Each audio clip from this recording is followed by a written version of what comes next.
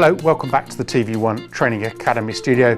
In this short video, we're going to be looking a little more detail in the ONErack power strip, which is perfect when you want reliable, dependable DC power. Now, this can supply up to 46 items. You'll note at the moment down the back, I haven't got every module loaded. That's because this is the base fit, and then you can add additional modules as you need it. But we can power up to 46 different items from a single power strip.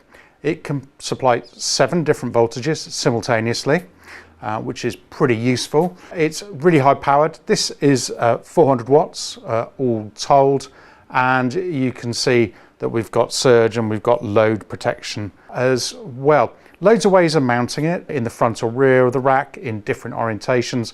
You can also, if you want, mount it in a zero space configuration as well. So how do we use it in action? Well, these voltage selectors pull out, so you have to undo the screw and then pull them out, and on there you will find the voltage selector. You can select 7 different voltages from 5 volts right up to 24 volts. You then cut off your wall wart, throw away the power supply, keep the lead, wire that up to a Phoenix connector, taking care that you've got the positive and negative, the right way around of course, and then you're set to go. Plug that into the ONErack Spider and plug the other end into your small device and you're up and running. I would recommend in your cabling plan to record the voltage at some point on the cable, just so you know what the voltage is set to inside the module. Please come back in a future video. I'll be looking at the ONErack Spider half rack version and telling you all about that. But for now,